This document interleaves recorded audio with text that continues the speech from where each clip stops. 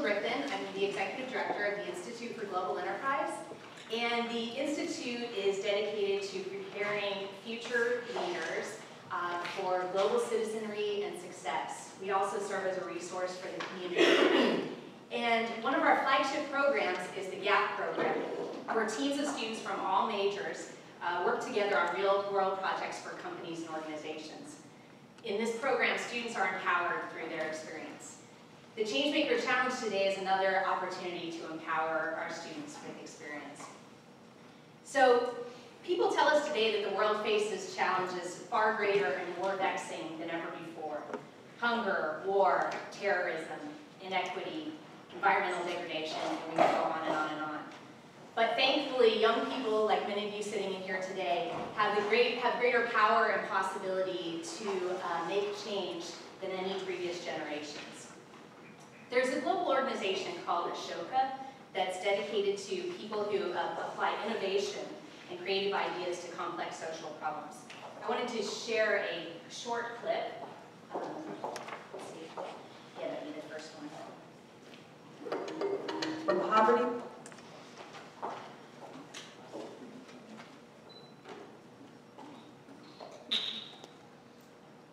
to pollution, the world is facing problems that seem too big to tackle. It appears that our creativity has dried up and we are thirsting for change. What if one person had a vision and was inspired to solve these problems? By themselves, one person can change a community. But what if everyone realized they could contribute to this change? Yes, everyone. New ventures would sprout, ideas would flow, and before you know it, momentum would build as everyone realized their potential to make change. Life becomes better for all as systems transform. Ashoka, everyone a changemaker. So today we're going to talk about how you all can become change makers. The Ashoka organization has been around for 30 years, and they've designated over 3,000 fellows in over 80 countries as change makers in the world. These are people who have gone out and effected tremendous change, oftentimes by simple ideas. And I wanted to share one of those with you today.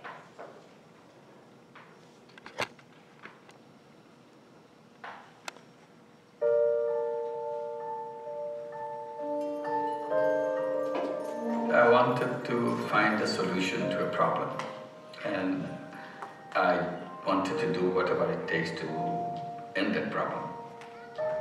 In the mid-1970s, Bangladesh was racked with poverty and famine.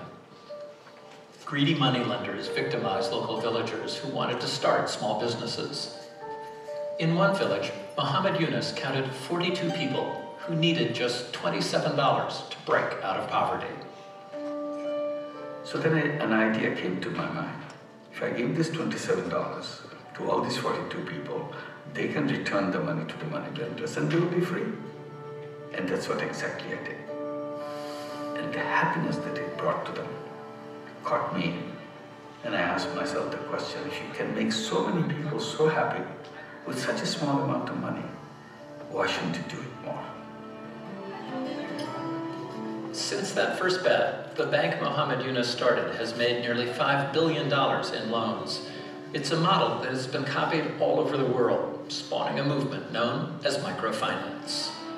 People are demonstrably better off in the world today by virtue of that simple insight that small, unsecured loans can really make a difference. Microfinance during the past 25 years has demonstrated that millions and millions of people can participate in society in a normal way.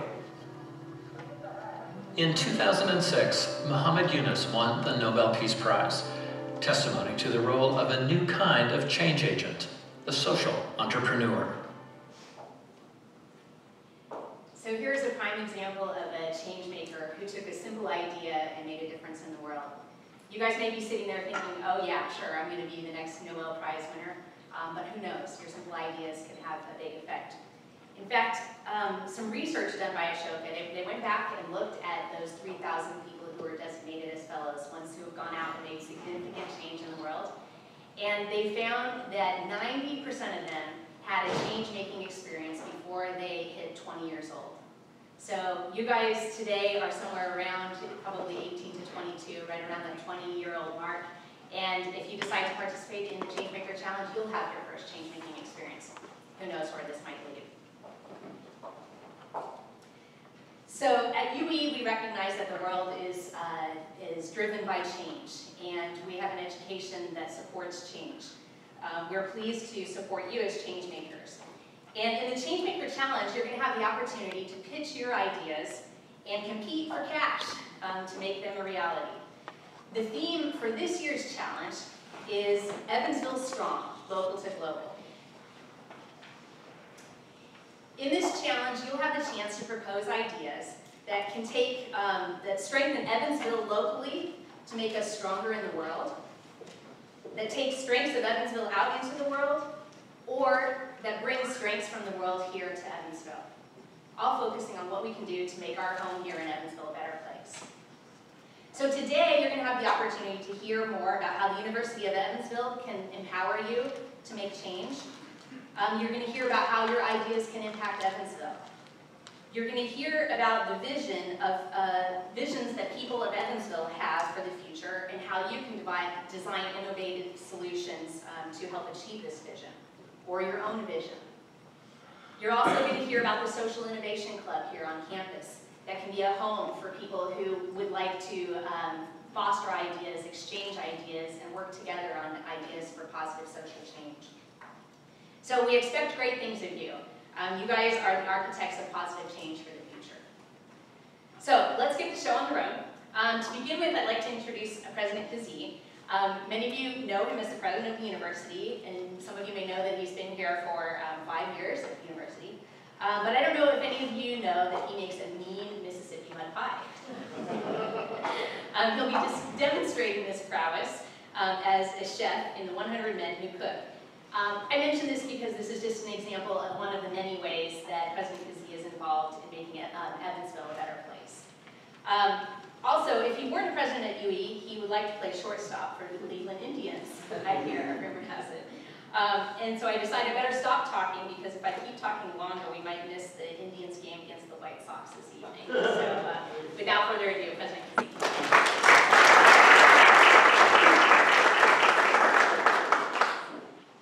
Thank you, Jill. She didn't exaggerate exactly. Growing up in Ohio, as I did, I really did harbor this dream of playing shortstop for the Indians. And then I went to college and played baseball there, and I realized I couldn't hit a curveball. But then my second realization is the shortstops for the Indians couldn't hit a curveball either. So I was actually well suited for the job. But instead, I went into the academy. I appreciate Jill's reference to the Mississippi Mud Pie. We have this event in town called 100 Men Who Cook, and each of us provides, and there's been involved in it as well, provide a dish, and giving credit where credit is due. My wife, who makes a really mean Mississippi Mud Pie, suggested that I might do that, and so I consider myself a bit of a change maker, because all I know is that when people come by and eat a lot of this, they start to change, their shape begins to become good.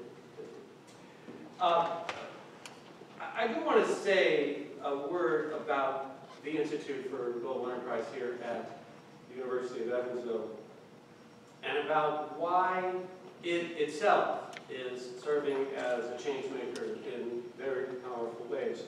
And those ways are most evident through the GAP program that Jill just mentioned. The conversation about higher ed these days is a challenging one. It focuses on some of the things that colleges and universities ought to be doing, but the public, or at least those that are skeptical about the claims that colleges and universities make about what they do, wonders whether, in fact, we deliver, that there is a return on investment that produces the kind of transformations that we talk about so much. We love that word, transformation. Well, I think it's a fair question. How are your students being transformed by their experience at UE? As you know, our curriculum is grounded in the liberal arts and sciences. We want all of our students, whether they're engineering students, or business students, or philosophy students, or political science students, or nursing students, all to have a foundation of understanding, of learning, of awareness that is broad and deep. That's a real challenge. It's hard to do, even within the context of a 4-year experience. But we have certain programs at the university that in some ways crystallize what this kind of liberal project is all about.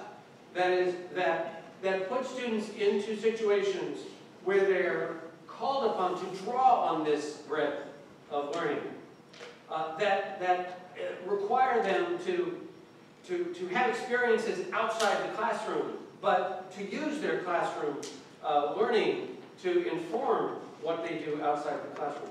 And best, that is, the best programs are those which bring together students from all of the colleges and schools around the university to come together in this kind of context. In other words, all of the key skills embedded in the liberal arts and sciences curriculum are manifest in a program like the GAP program. It brings students together to help solve problems, to meet challenges, to problem solve, to work in teams, to understand difference. I think there's nothing like being in a situation where you and your teammates, many from different backgrounds with different goals in life, to come together to help a business or an organization to address those challenges. In short, what the GAP program does is to put students into a context in which they become changemakers. They are affecting changes for those organizations and those businesses that their projects are focused on. So it's a powerful example of the best kind of learning in a liberal arts and sciences environment. But we also recognize that our students are part of a community. This is not a program that is disconnected from place. We are in Evansville, and I have said on many occasions that we are yoked as a university to Evansville, and Evansville is to us. And so we ought to apply the skills as students at the university to make Evansville a better place. And that's exactly what this Changemaker Challenge is all about. To make Evansville a better place, to apply the powerful collective intellect and sense of purpose that you bring to make this a better place. Which leads beautifully to my introduction of our mayor. If we're thinking of the folks in this community who are committed to making Evansville a better place, we have to start with Mayor Winnecke. Mayor Winnecke has been mayor of Evansville since 2012. He is an Evansville native. He's worked in banking and the television industry. He served on the Vanderbilt County Commission. His wife, Carol, both Lloyd and his wife, Carol, are very active in the community. If you, on the night of a UV basketball game at home, if you're not sure where the mayor is, there's a pretty high probability that he's sitting, I don't know, you're about 4 rows up. He's singing a fight song and he knows all the words. He's embarrassed me into doing that as well. And most importantly, the mayor is a purple ace, a proud alum of the University of Evansville. Mayor Winnecke.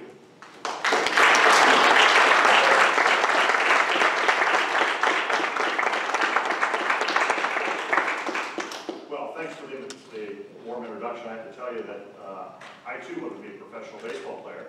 I thought I'd be a second baseman for the St. Louis Cardinals, but I learned that a fastball, I was just too afraid of any speed, any pitch coming in at greater than 60 miles an hour. I thought it's just inherently wrong. That even with a nice piece of lumber in your hands, it's just not a fair fight.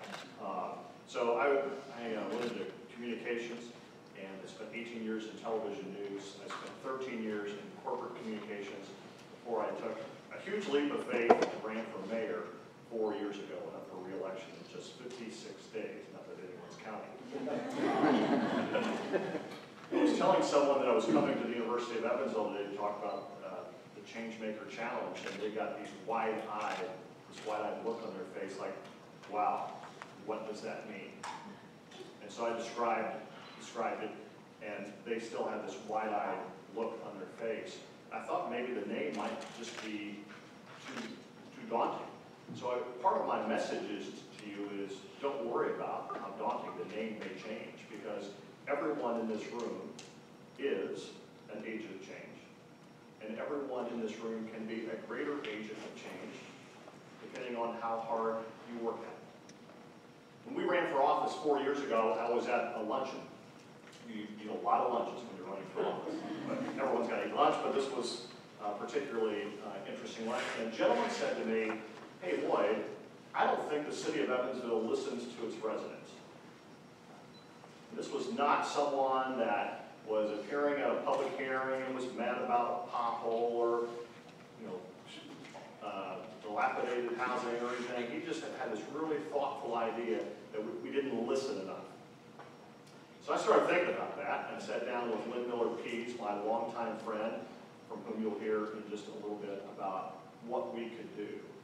So over the course of several meetings, we decided we needed to go out and ask people what they thought about the city of Evansville. Because a mayor, a governor, a president, a university president can't have all the ideas. I'm not that smart. I'm pretty creative. But one trait that someone in my role ought to have is to be able to recognize a good idea when they see one. And then how to put the right people together to make sure that idea really makes a change in our community.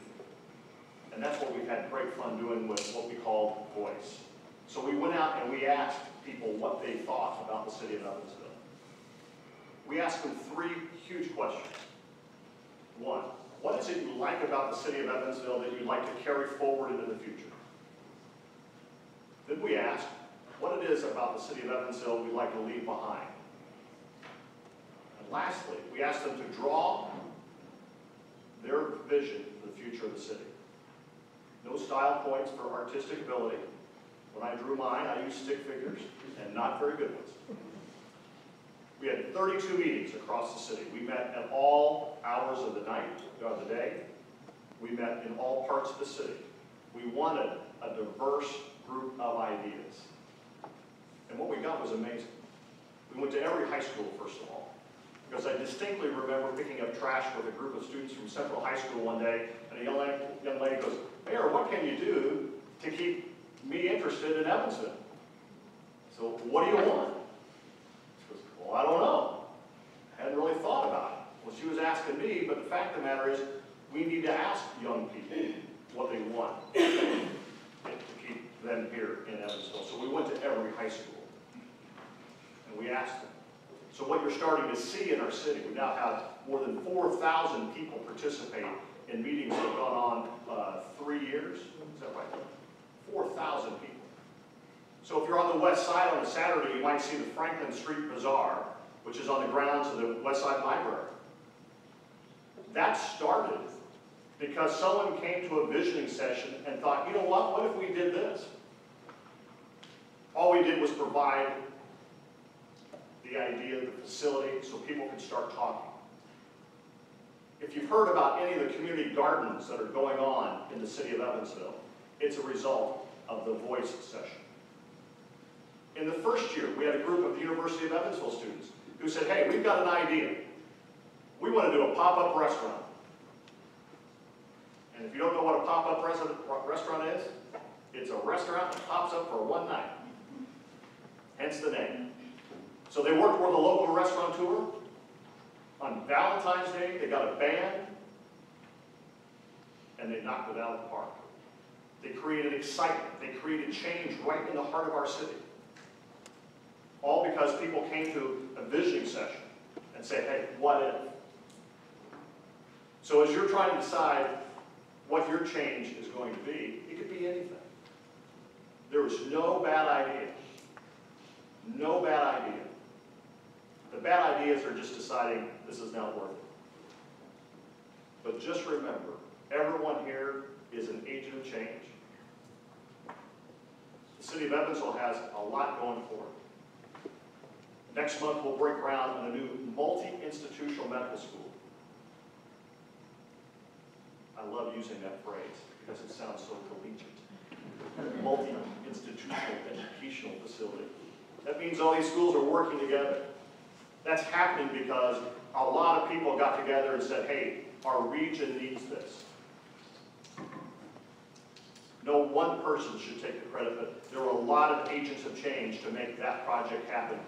And that will benefit not only Evansville, but our region and the entire state, because it's going to change the way health, medical education is delivered in our city and our state.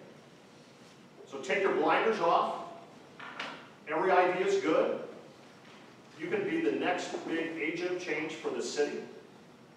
And I can't wait to be a part of the judging. That's next month. So thanks for your interest. And just remember, Evansville needs you. Thank you.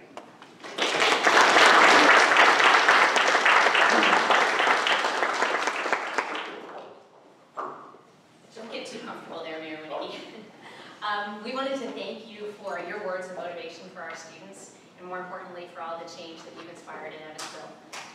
When I talk with people in the community leaders, there's a sense of optimism and enthusiasm. There's excitement and energy, and you are clearly behind much of that. So we have a certificate of recognition presented to the Honorable Lloyd Winnecke, Mayor of the City of Evansville, for dedication as a change maker in bringing about positive change in Evansville.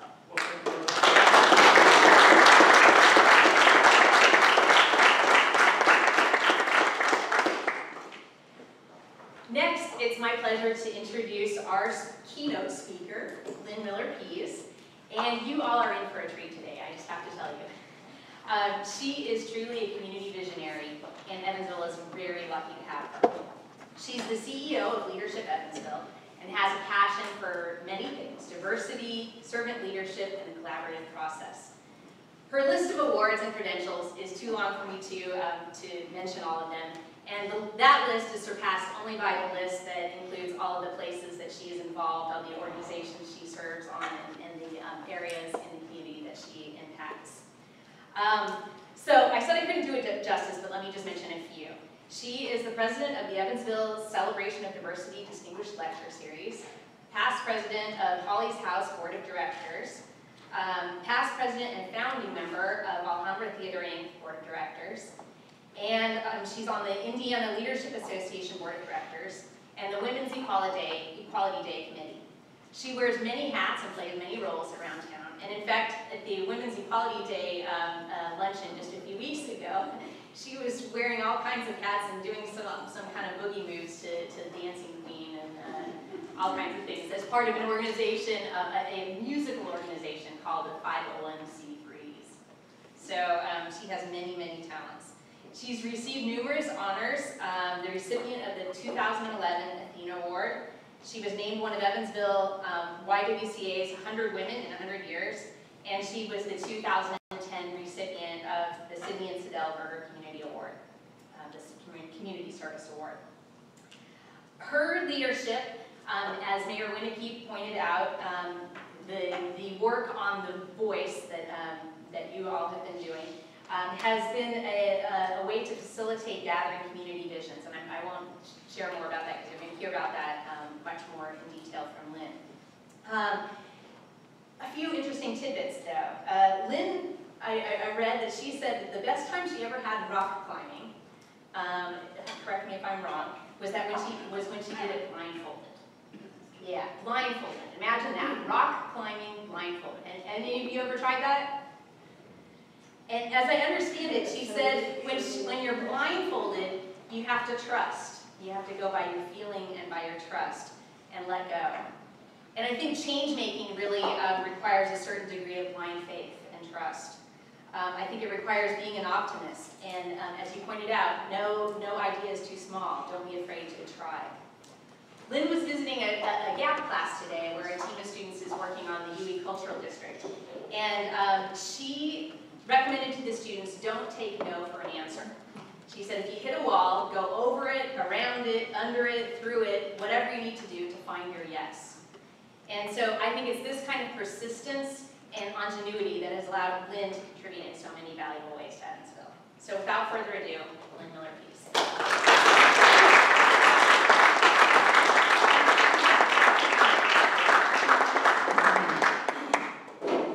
You never agree to speak to somebody who researches.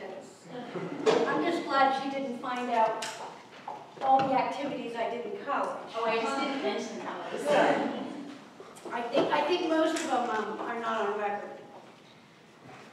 Oh my goodness, this is such a cool opportunity. I was listening to Lloyd and Dr. Kazee, and as Lloyd started talking, I started taking slides away. You know, no, it's good. One of the coolest things that happened when Lloyd and I were talking, it was two people. And Leadership Evansville has been doing visioning, and Lloyd's been doing different processes. We've been in this community for years. In fact, I think we were in the same church group years ago at First Presbyterian. But what happens when two people get together? What can happen when two people get together? What we could have done after that conversation was say it's too hard. It's going to take too much time. Nobody will believe us. Nobody will listen. Nobody will give a bit. I almost said something wrong with that, and I'm going to try not to use that language. All right, so now, what if nobody cared? But instead, there was an energy that oh my God, what if?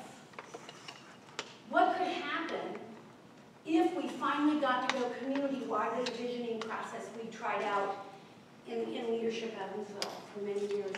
I'll tell you what, I knew this for sure. After watching people go through a visioning process in the Leadership Evansville retreat, I knew for sure, because I had seen it over and over and over and over again, that when people were asked the right question and allowed to dream big, their dreams were amazing. They were amazing. Every time I would hear, no matter what group, who they were, what their background was, I would sit there and I would think, thank goodness, I know my kids are going to be okay. Because there's a whole bunch of people that didn't know each other 3 days ago that now know they have a vision and a direction they want to go into. In those little bitty 30 people at a time, it was transformational for the people that were participating. So not only did it have the potential for being transformational if those 30 people decided to work on something to make it happen, but the beginning of the transformation is what happened to the participants. Lloyd and I saw this over and over and over again. People would come into a voice meeting, and they were not necessarily jolly. Right? They thought what we were doing was goofy. You could look in their face and say, you're going to have us read a picture book about some flower man guy walking around doing something cool? Like, yeah. We asked them the question, what do you love about the community? What are you passionate about? What do you care about? Tell us your name, and that. It set a tone of incredible positive energy. And then we went on to ask the questions that the mayor talked about. And then we let every single person that came share. So every single person that came to a voice meeting found out a couple of things. They were valued, and they were valued no matter what their age was, no matter what the color of their skin, what their religion, what their economic background was. If they came to a voice, we listened. And we had facilitators and scribes and recorders and all these Leadership Evansville people and community people helping, because we wanted to make sure if they spoke, we collected that information. And in order to create even more trust, we wanted to make sure after every single session that people got to check our website to find out if we heard them correctly. We kept the communication going. we kept the communication going. And if you were to ask Lloyd and I about 10 meetings in, we probably could have told you what the results were going to be at the end of the year. I mean, we could have made a pretty good guess. But if we'd skipped 1,000 kids that were in high school, if we'd skipped U of E, if we'd skipped USI, if we'd skipped the inner city, if we'd skipped all these different places, those folks would not have felt like they had a place at the table. So the transformation, the change making, was not only finding out what they wanted so we could go do it, which we did. We didn't just dream a bunch of dreams, feel good about it, and go home. There was a whole next iteration after iteration of what we did with that information and those people. But the process itself has begun to change the culture and the way in which people view themselves, the people in their sphere of influence, and the community as a whole.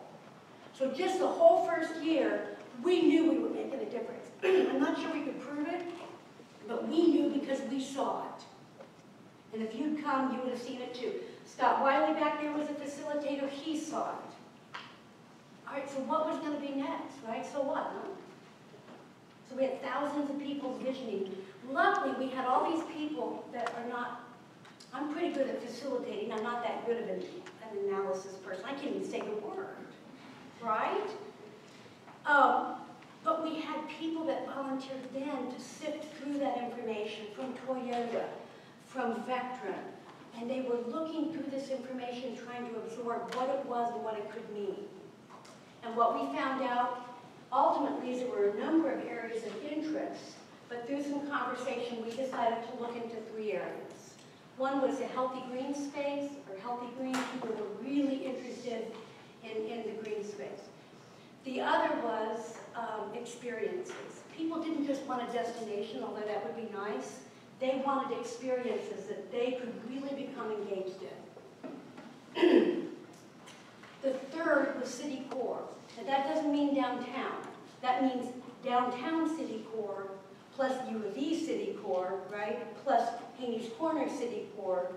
So in town, we were looking at different areas that we needed those cores to be healthy. Without that health, the whole community wasn't going to work very well. Over and over and over again, people were using the words like this: beautiful, connected, innovative. They were doing stuff like hip. They want to think, right? No, wait, you guys are students, or the age group we're talking about, right? Don't you want it to be like, oh? I mean, can we go so far as to say badass? I mean, if you go to a restaurant or an experience, you want, I'm so sorry. Ass is one of those right there by the fire. I don't know. All right, so you get the feeling. I mean, people wanted it to be incredible. They wanted conversations to be facilitated. They were tired of negativity and of people yelling and getting mad about stuff. They wanted to find ways to work together. So that's how we started the second year, all those different things. Now here was what was really, really phenomenal. And this is where I want you to think about what you might be able to do and how to apply this to what you're getting ready to do.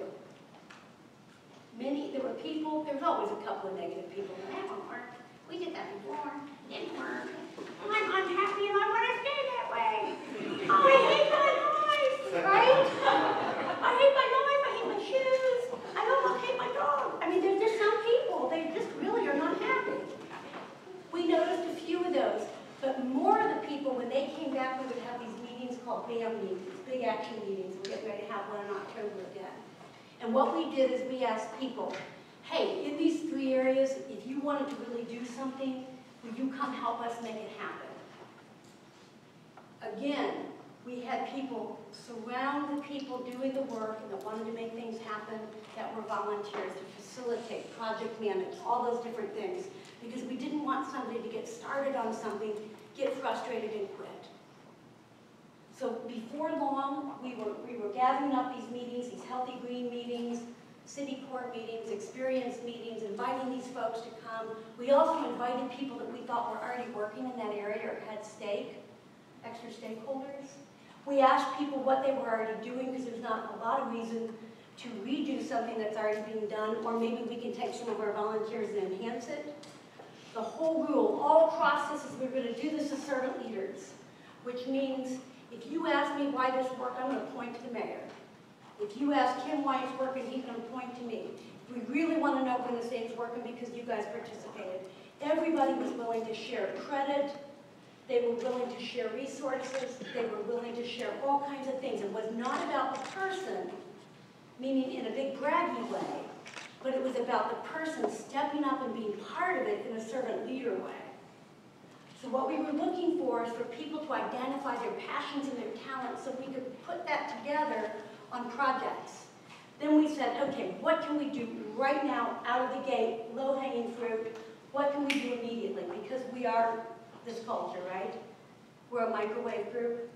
I mean, I do. I'm like, I stand there and wait for the popcorn. I'm like, hurry up, I can't stand it, right? I mean, I'm hungry. I want it now. I want it yesterday. I wanted 2 yesterdays ago, plus now and tomorrow. That's the way I am. That's the way a lot of us are. So, if that's the way we really feel, we got to get you working on something right away. And we needed some fast successes, and we got that in all 3 areas. Then we started looking at what might be possible, maybe a year to 18 months. So things like the farmer or the Franklin Market, some things that took a little more planning started to emerge. We had Park Fest festivals. So things started to happen, and they were really happening. They weren't pretend, they were real. They were coming together. They were cool. They were hip. People were coming. And the more those things happened, like the pop-up restaurant, the more people believed in the process. All right, if that was it, not bad, right? That would have been cool. All right, but that wasn't it. All of those visions, all of those data, all of that information, we were able to pour into long-range planning. People were asking us for the information for the millennial group. So what we were able to do was boost up what other people were doing and studying, the grants they were writing, how to do the best bus system in town, how to make the trails better. It goes on and on and on. Even in areas that we were not choosing as our top 3, we're able to use the data. The Homeless Coalition was able to. Does this make sense? So we were sharing that data with people all over the community.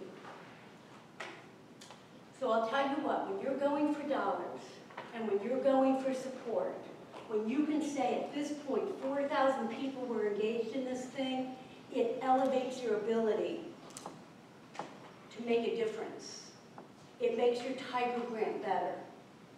It makes your regional cities think better. I don't know what we call that thing. It's a big thing. That's a thing. I mean, that's big, right? We get that stuff. It was when we could. We got written into the master plan. So when we start doing the master plan, not only will the information be used from voice, some of the process and some of the people that became engaged in it are going to be part of that thinking. So basically what we're getting ready to do is take people's visions and help pour those into real possibilities in the downtown master plan. So in my crazy mind, it's like all this cool stuff, and it's poured in, and all of a sudden I see this 3D drawing, right? It's like, boom, it pops up. Then let's imagine we get the regional cities money, it gets built. I mean, do you see the possibilities? The more things that we do, the more able we are to collectively speak about the positive things in our community and what we want, the more we're able to get them. In addition, it gives us stuff to team around. Right? Me alone, however annoying and loud, there is only so much I can do. And I mean, I'm one of those really annoying, loud people who gets a lot done. But just me alone, voice wouldn't have happened. Even the mayor and I alone, it would have been cool. And we would have gotten to be even greater friends. We all, the more time we spend together, the greater friends we are. But it could have only been so much. But if you do a visioning process where you're putting in 200 Leadership Evansville volunteers mixed with the city staff, right? Mixed with all these different people to figure out the universities. And all of a sudden, it you want something to happen, it can. If you run into a barrier, you can get around it, over it, under it. Right, Don? That's right. Okay. When Don and I met, I think it was the second year of Voice, and he looked up and he goes, I need what you're doing. And I'm like, right on, Don. He goes, I need what you're doing. I need this. I need this because I'm putting U of V on the map. U of V is phenomenal. I need to make sure everybody knows how cool it is and how wonderful it is. And what Don and I figured out is working together, having the University of Evansville, Leadership Evansville, the City of Evansville, when we decide to do something, it happens. It happens. And it not only happens, but it happens with some of the most important people in this room and in this community. Because what I'm learning, when I was leading a leadership retreat from people all up and down the I-69 corridor, we were trying to figure out how are we going to elevate this entire region, this entire corridor. We had a wonderful man come in, Kent Parker, and he said, you know, the way things are going, it's all about the talented people. It's all about the talented people. Companies are not going to cities because of incentives as much. They're going where the talented people are. You all are talented people. Really talented people. Smart and talented people. Smart, talented, passionate people. I mean, the best kind, right? So, what Voice has done is it's elevating our placemaking. It's making our community and regional a better place to live. That's true. That's so that talented people will want to come and be here. But even more important, the process of Voice and Changemakers and these kinds of relationships and working together are creating a culture that talented people want to be in, which is maybe even more important. Because what you need to know, if there is something that is not in Evansville, Indiana right now and you want it, let's get it. And I mean that. If there's something wrong, if there's something from keeping you from thinking this is where you want to be, let's fix it. No excuses. Because this is a culture that will allow you to do it. It will allow you at 18, 19, 20, 22, 25 to sit on boards of directors. This is a culture that will say to you through Voice and through this Changemaker Challenge, I have trouble, Changemaker Challenge, that not only, we want you to make the changes, we want you to be successful. Not only do we want you to be successful, you have the mayor's and my guarantee, this is what you get for getting the slides out of order, no, I'm kidding. We guarantee it that we will help you. Dave will help you. Alfonso will help you. Don will help you. Right? We will help you because we want you to be successful, because you being successful, you understanding that this culture has to work for you. Because if it's working for you, it's going to work for my kids. And that's what I want. Katie Miller, case in point. My daughter, she went to George Mason. We don't know why she left Evansville. She should have gone to U of E, but she went to George Mason. She was on an international speech team. She went all over the world competing in speech and forensics. She's not only brilliant, she got out of SIG at 3.9, went to George Mason 3.9, right? Speech person, la-di-da, decided that she wasn't coming back to Evansville. No way, no how, right? Whatever. So, great. Leadership Evansville, her mother. I'm not coming back to Evansville. I'm like, good. Here's what happened. She lived in D.C. after college, and then she moved to Brooklyn. She went to the Big Apple. It was her dream of all dreams. Guess what? She moved back. You know why she moved back? Because she knew she could make a difference here. She's not sure exactly what the difference is that she wants to make yet, but she knows she can do it here. My nephew, Charlie Haney, valedictorian of Memorial, interned at Leadership Evansville. Now, it sounds like that's kind of favoritism. It was more, I wanted to see if we could put an 18-year-old in our leadership class. It worked out very well for Charlie. All right, he went to, what's that place in Georgia, the Tech, Georgia, little college, Georgia Tech? That other, that other engineering school. He got ready to go, and he looked at his mother, and he said, God, Mom, I'm going to miss it. So what are you going to miss, Charlie? And he wasn't talking about mother, which wasn't very nice. He said, I went with Aunt Lynn, I went to see Mr. Bussing. I sat with the Met stuff. I saw what they're going to try to do with the zoo. I heard all the voice meetings, and he said, you know, it's all going to happen. Well, I'm going. And he was really mad. And I'm like, dude, go to that nasty little Atlanta and then come on back. We'll bring you back. So my point is this. I want my kids to go out wherever they want to go. I want you all to do and be what you want to be. But I promise you, if you identify your passion, if you identify your talents and your strengths, if you make a commitment to something that you want to do in this community, and if you will do the bravest and most leadership thing you can do, which is ask for some help, I'll repeat that, ask for some help, then we will put the people with you to make sure it happens. Does that make sense? Yeah. Because it's a very big leadership thing to say, I can do something bigger and better and bolder and more creative and more wonderful if I partner rather than to try to do it all alone. Because if I can think differently than you, and when we put our thoughts together, it's going to be better. It's going to be better. Does that make sense? So, as far as what you want to do, any way that I can help you, we've got a lot of people engaged in voice. And we want to make sure that you get an opportunity. You can jump in on some of the projects that we're doing. You can do some of the things that we haven't figured out how to do.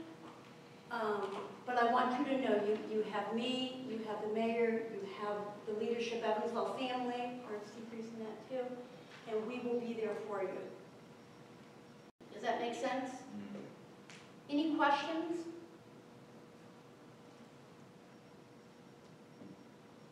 Oh, come on. She doesn't fight, really. Oh, I do. I did all the way through college, and it was a problem. I did.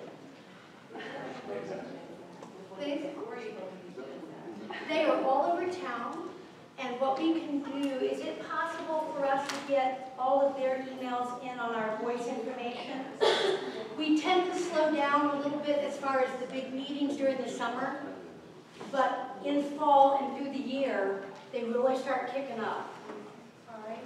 We just got done launching Bryce's Basket, which is idea of cleaning food, where we're gathering food from everybody's gardens and things like that to take to the food bank, so that people who don't have, it's kind of a food justice, as well as we've learned from the Tri-State Food Bank gentleman that we have not a food shortage, it's a distribution problem. So we've got all kinds of people that don't have enough whole foods, a whole lot of people who are throwing it away or can't give away all their tomatoes. And we've been doing a pilot to make sure that that food is being moved from one part of the community to the other. And I think in a couple of tries, we've already hit about 550 pounds of food.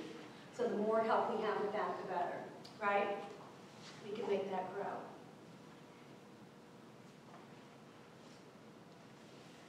Yes. Yes, sir. Are there different areas or categories that you have specific people that basically kind of focus on those areas, and do you have a kind of a breakdown?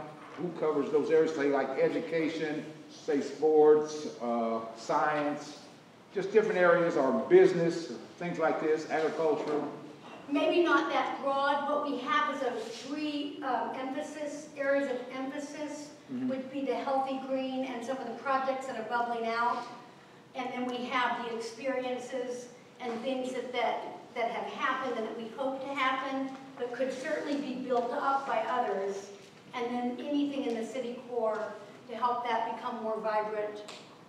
So I can also shoot out a list of projects. EvansvilleVoice.com is a website that shows what some of those meetings look like. The Twitter and the Facebook is more active. We are getting ready to get a new website built at Leadership Evansville, and the voice will be built into that. So we've got a little bit of growing pain, but it's coming. I got you. Also, if we did collect the emails from this group, we can send out the list of some of the projects we've already done. One of the things that has bubbled up, and this may sound, I don't know how this sounds to you all, but when we've been working on the Mets, how to improve the bus lines, that's it's a huge job, isn't it, Dave? One of the things that some of the community people have been talking about in the Leadership Evansville alumni is the lack of places to sit that are nice when you're riding the bus. So we've been talking about how cool would it be to design almost site-specific, wonderful, hip, innovative places to sit to ride on the bus, because I know the university students ride. The more we ride, the better for the environment, right? And the better for our pocketbooks and all kinds of stuff. So one idea was to have the libraries create the bus shelters with free libraries. So when you're sitting inside, there would be free library books. Have you seen those where you bring and take? So ideas like that. But it's a wonderful and unique opportunity to make that system far better and more appealing to more riders if we do that. Take a look around and notice what folks are having to do to get on buses, where they're standing, and all that kind of stuff. It's moving, to say the least. I know we're going to make some changes on that. Lloyd, can you think of other projects that we've been dreaming of a little bit that we haven't quite gotten? I'll put you on the spot. We talked about the big picnic on the sort of pitch-in, community pitch-in. The idea of like a huge community, you know, like when you do the suppers at church or the picnic ones where everybody comes together to share food. Those I hear are just absolutely amazing, especially because anytime we're in close proximity with people, there's the potential of so much learning and relationship building that can happen, that can't happen if you haven't come face to face with people and actually gotten to know them.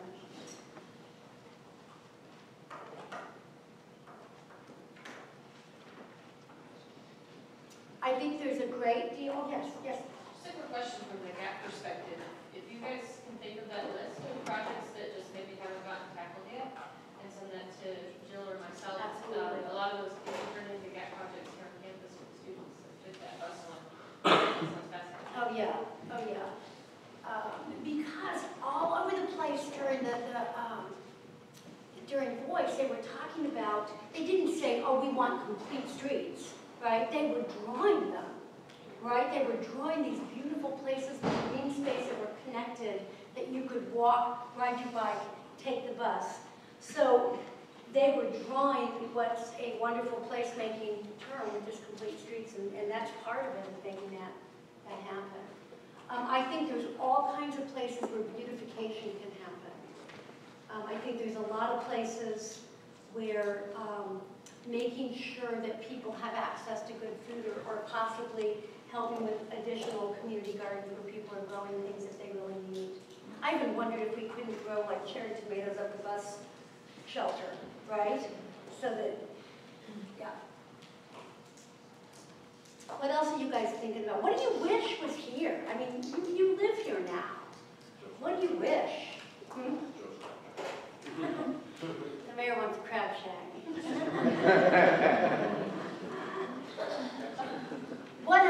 What would be wonderful? What would make this a community that would be more enhanced? Have you been places where you were traveling and you're thinking, gosh, I love this? See, I want to eat and be all outside of the river. I mean, I want to be on the river, not in the river. You all know you don't jump in the Ohio, right? That's an undertow. It's not like a creek. I mean, thank you. So, but I want more things. I want restaurants and cafes. I want to sit there and, you know, drink coffee and look at the way people are dressing. Rooftop restaurants. Rooftop restaurants. Rooftop restaurants. Right on. Doros Hajisava did a pop-up on top of the Visitors and Convention Bureau. That was wonderful, but I think you're not alone in that. All right, anything else? Live music. Ooh, live music. Now, are you tuning in to what's available? That's another thing, is how do we communicate effectively the things that are happening? I think Gretchen has a pretty good list of the things going on. What is her best day ever, Gretchen? Have you seen her? Look up best day ever, and she's got a pretty full calendar. She's quirky. I mean, she's I don't know how else to put it. She's lively. She's fun. She's a little bit, yeah. All right, anything else? More bike friendly. That's now just been a trails. In fact, I think the president of the Trails Coalition, Don, you're talking to your neighbor, dude.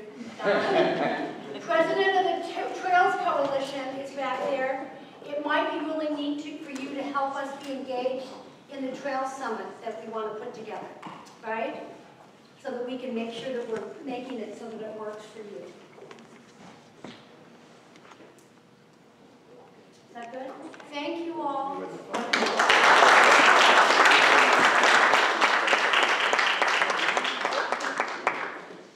So Lynn, thank you so much for spending your time with us today to talk about voice and to empower. I think it's a doctorate from U of E. Oh, in October. So we have a certificate of recognition presented to Lynn Miller Pease in recognition of being a change maker and community visionary in Evansville. We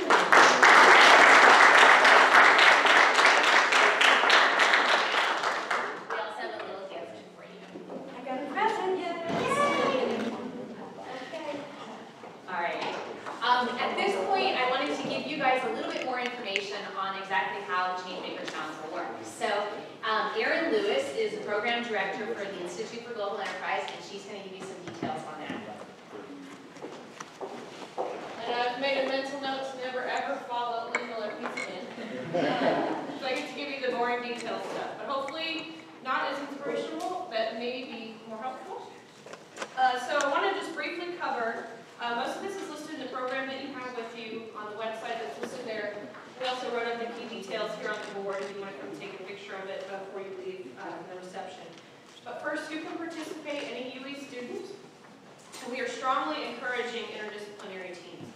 So we will actually give out more points awarded for if your team has people from different majors. So if your team of 3 to 5, try to recruit from across campus if you can, and also people from different backgrounds, different countries. There'll be more information on how that scoring will work on the website later, but think interdisciplinary. How to register is super easy and fast. It's evansville.edu/cc. Just takes a few seconds. What you'll need is your team name, a brief description of your project, and your team members' names. But it's a very quick, easy Google form that you all know how to use. And that website is listed up there as well.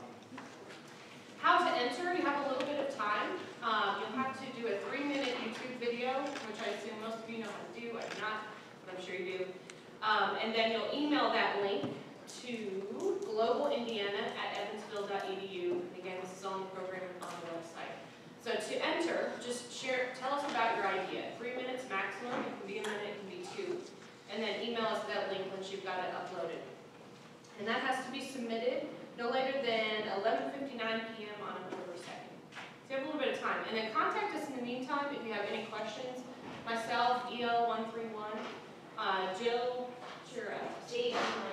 JG121. If you have any questions about how to fully form your idea or the formation of your teams, you don't have to register tonight, but you can. Just contact us in between now and the 2nd. We'll help you get that video ready. What happens after that, between October 2nd and the 15th, video entries are going to be judged. And then we'll announce the finalists on the Institute website, which is evansville.edu/global-enterprise. So at 5 p.m. on the 15th, we'll announce the finalists, depending on the number of entries we get. It could be 7 to 10. At that point, even if you're not selected as one of the finalists to go on to the actual challenge that happens later in October, our whole Institute team, including Patrick Odoyo, who will be up here in a minute, the Social Innovation Club students, is here to help you hone that idea for either future challenges, or if you want to just keep working on it, we can connect you with members of the community to get some help. So if you don't become a finalist, don't worry that your idea will just die.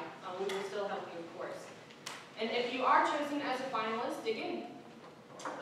You will have between October 15th and the 27th to refine your pitches before the practice pitches, which are back in this room, correct? In KC 100? Is that right? Yeah, Cindy? Yeah, so the practice pitches will be here. That is just a way for us to give you some great feedback from people like Lynn Miller, Pease, community leaders, who can hear about your idea a couple of days before you give it for the final presentation. And you can make adjustments over those next 2 days. Then on October 29th, the finalists will all be back in Ridgeway Center in the mini room near 251, I think it is, and in front of some of the same people you've heard here today. You'll give us kind of a Shark Tank style, though probably a little nicer, about your final pitch. And then the winners, we have prize money we'll give out. It just needs to be utilized to further your idea. So that's kind of the gist of it. The awards will be announced that evening. You won't have to wait very long. So we hope you'll at least join, or at the very minimum, share your idea with us so we can make sure we can figure out a way to help you. If you're not sure where to start, let us know that as well. And we can help try and recruit team members for you if you have an idea, but you're not sure where to begin. So with that, I want to bring up the leaders of the Social Innovation Club and Patrick Odoyo, who I really just met in the last week or so I'm hoping I'm going to say this all right. Patrick is right here. He moved here from Kenya in 2010. He runs a children's center in Kenya still for 150 kids. He teaches here and pretty much everywhere in Evansville. He coaches rugby and just an all-around amazing guy. He knows a lot about social change. Great resource for your university. And then Andre, who is a senior finance and economic major from Russia, international orientation leader, and he organized that pop-up restaurant that the mayor mentioned. You can wave, but he'll be up here in a second. And then Bushra, who's originally from Somalia, but also Saudi Arabia, computer science and electrical engineering, and wants to use her degree to change the world. So they are your leaders of the Social Innovation Club. They very much hope you'll join them, and they're also in part leading the Social Innovation Challenge and Social Innovation Week. So let the three of you take it from there. If you have questions, we'll be around.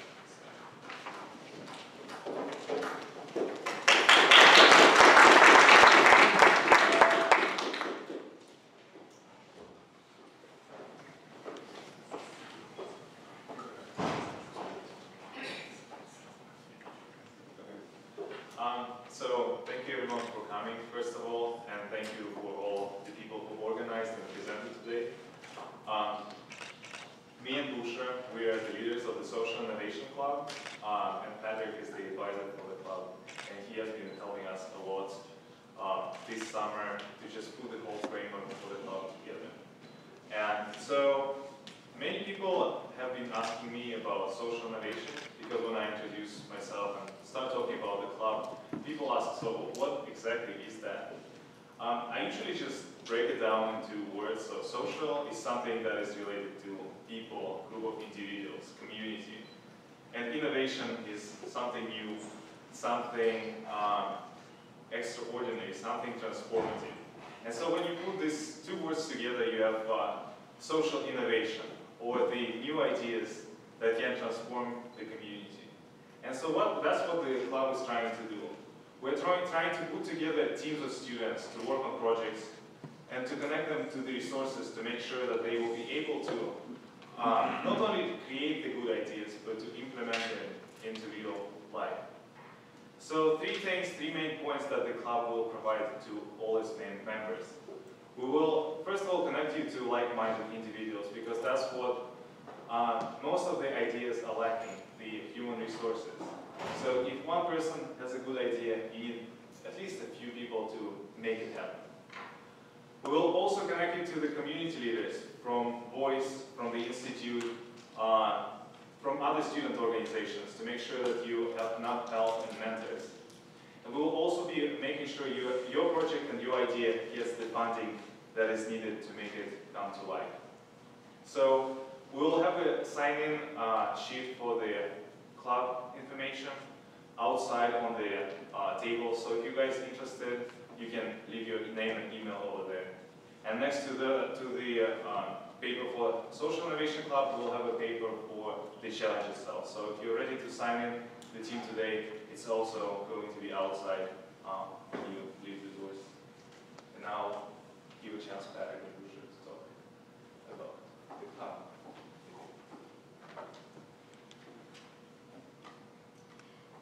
I think my partner has described the Social Innovation Club in a good format.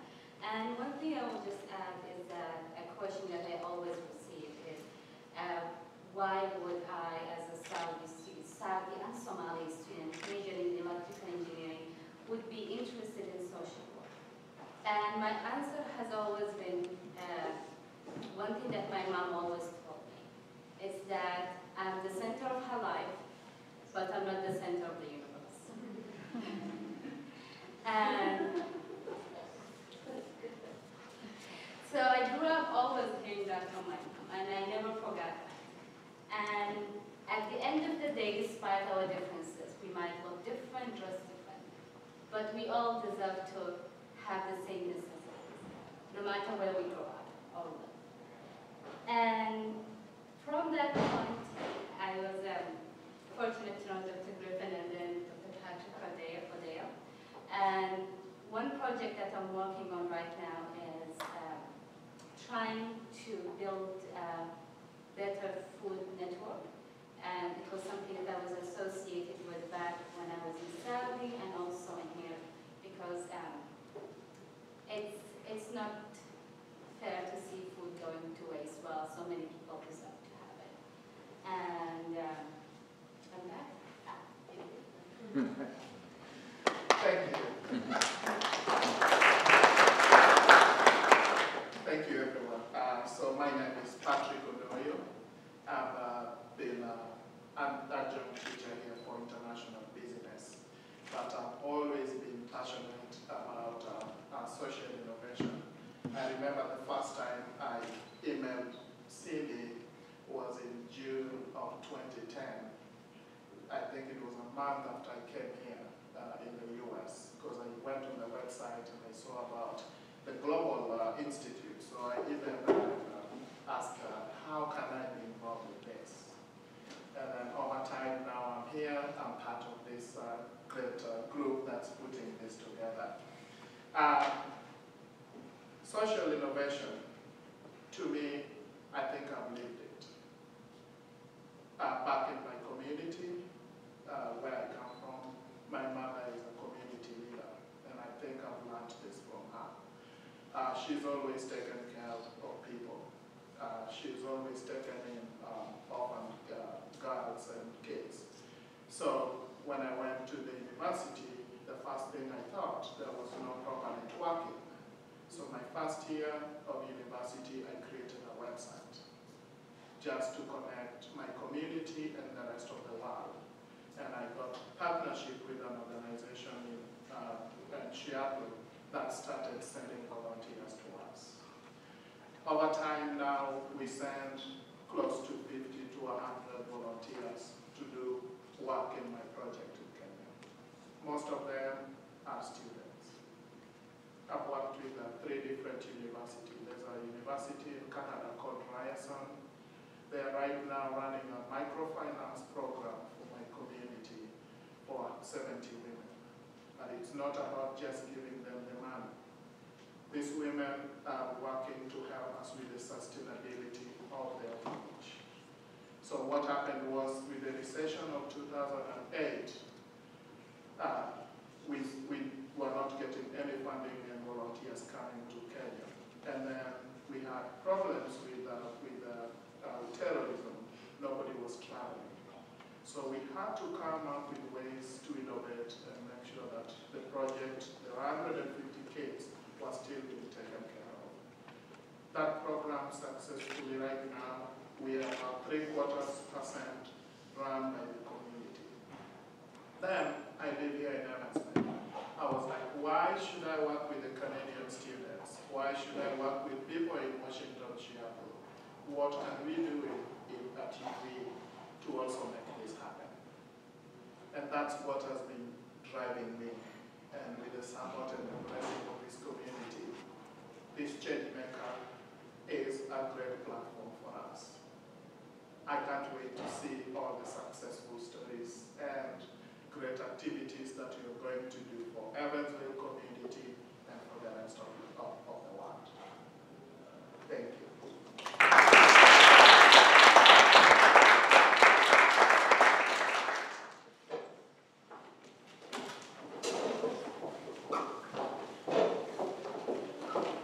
So at this point, I would like to close our program here. I'd like to thank Lynn.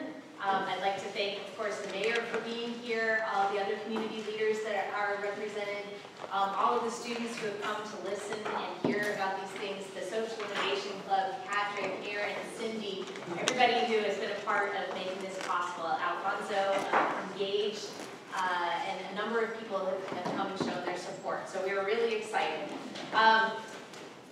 The founder of Ashoka, Bill Drayton, said the motto is everyone a change maker. And this idea is to help create a world where everyone has the freedom, the confidence, and the skills to turn challenges into solutions. So in this challenge, I want you guys to work hard. I want you to have fun. And I want you to be creative. And please blow us away with your ideas. All right? So if you're interested in signing up now, know what you want to do. Their sign up is available out in the lobby. Also, please join us for a reception out there. And thank you very much for coming today.